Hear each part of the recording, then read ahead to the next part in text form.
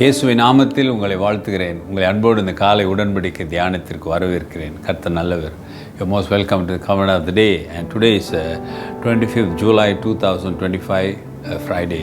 இன்னைக்கு வெள்ளிக்கிழமை ஆராதனையில் கிளெமன் வேதநாயக சாஸ்திரியார் அவர் தான் கெஸ்ட் ஸ்பீக்கர். அவர் பாடுவார், பழைய கீர்த்தனைகளை பாடுவார். உங்களுக்கு தெரியும், ஒரு சிறந்த பாடகர். அதுவும் பழைய அவருடைய தாத்தா பூட்டன் தான் இந்த பாட்டெல்லாம் எழுதினவர் கீர்த்தனைகளை. வந்து கலந்து கொள்ளுங்கள், நிச்சயமாக ஆசீர்வாதமாக இருக்கும். மற்றவர்களையும் கூட்டிகிட்டு வாங்க, சரிங்களா?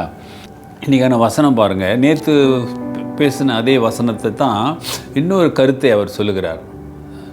அது மார்க் 2ஆம் அதிகாரம் 22, மார்க் சாப்டர் 2 verse 22. ஒருவனும் புது திராட்சை ரசத்தை பழந்துருக்கியிலே வார்த்து வைக்க மாட்டான். வார்த்து வைத்தால் புது ரசம் துருக்கிகளையும் கிழித்து போடும், ரசமும் சிந்திப்போம், துருக்கிகளும் கெட்டுப்போம். புது ரசத்தை புது துருக்கியில் வார்த்து வைக்க வேண்டும் என்றார்.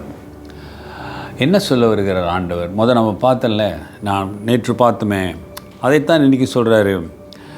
புது துணியை பழைய துணியோடு சேர்க்கக்கூடாது. இப்போ என்ன சொல்கிறாருன்னா, யூதர்களுக்கு இந்த பலஸ்தீனா நாட்டிலே வாழ்ந்தவர்கள் திராட்சை ரசத்தை சேகரிப்பார்கள், செய்வார்கள். அதாவது பழைய ரசம் அந்த பழைய துருக்கியில் இருக்கும், புது ரசம் புது துருக்கியில் இருக்கும். புது துருக்கி என்றால் அது புது சேமித்து வைக்கிறது. கலந்து வச்சா பழசும் புதுசும் கலைச்சா ரசமும் அந்த திராட்சை ரசமும் கெட்டு போகும். அதை வைத்திருக்கிற அந்த துணி, அந்த உரை, அதுவும் கெட்டு போயிடும் அப்படின்னு இயேசுசாமி சொல்கிறாரு. நம் நேற்று பார்த்தது போல தான் பழைய செய்தி புதிய செய்தி, பழைய காரியங்கள் புதிய காரியங்கள். கர்த்தர் புதிய காரியங்களை செய்வார் என்று வேதம் சொல்லுகிறது. இங்கே நமக்கு புதிய வழிகளையும் புதிய கிருபைகளையும் கர்த்தர் நமக்கு இந்த உலகத்துக்கு கொடுத்திருக்கிறார். அந்த புதிய வழிகளில் தான் அந்நியராகிய நாம் இன்றைக்கு கடவுளுடைய பிள்ளையாக மாறி இருக்கிறோம். இல்லை என்றால் யூதர் தான் கடவுளுடைய பிள்ளையாக உட்காந்துட்டு இருப்பாங்க, இஸ்ரேல்கள் தான் இல்லை. கிறிஸ்துவினுடைய உபதேசம், கிறிஸ்து வந்தது காரணம் எல்லாரையும் கடவுளுடைய பிள்ளையாக மாற்ற வேண்டும், கடவுளுடைய குடும்பம் ஒரு குடும்பம் என்ற ஒரு சிந்தனைக்கு, அந்த ராஜ்யத்துக்குள் வருவதற்காகத்தான் இயேசு கல்வாரியை சந்தித்தார். அப்ப இந்த யூதர்கள் இன்னும் இந்த பழைய சட்டத்திட்டத்திலையும் பழைய நியாயப்பிரமாணத்திலையும் பிடிச்சுக்கிட்டு இருக்கிறாங்க.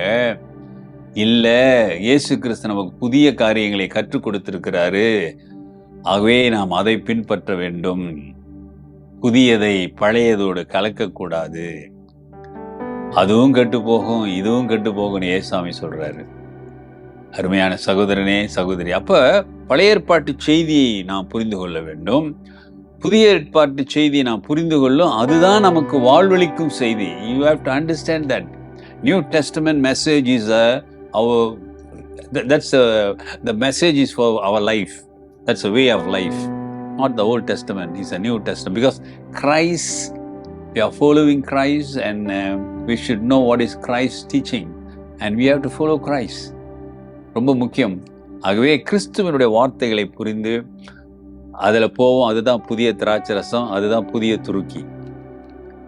பழசோட கலந்து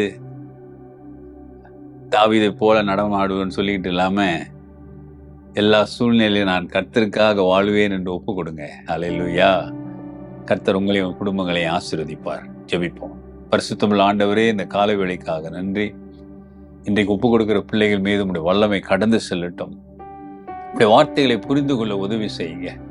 நாமத்தை மகிமைப்படுத்துங்க. நன்மையும் கிருபையும் பெருகட்டும் ஆண்டவரே. கைவிடாத தெய்வம் ஐயா, இந்த வசனத்தின் ஆழத்தில் இருக்கிற உண்மைகளை காண உதவி செய்யுங்க. ஆசீர்வதிக்கிறேன் இயேசுவை நாமத்தில் பிதாவே, ஆமென். நமது ஆண்டவராகிய இயேசுவுடைய கிருபை, பிதாவின் அன்பு, பரிசுத்தாவின் ஐக்கியம் உங்களோடு உங்களை ஆசீர்வதித்து காப்பதாக. என் ஆத்துமாவே கர்த்தரை ஸ்தோத்திரி, என் முழு உள்ளமே அவர் பரிசுத்த நாமத்தை ஸ்தோத்திரி.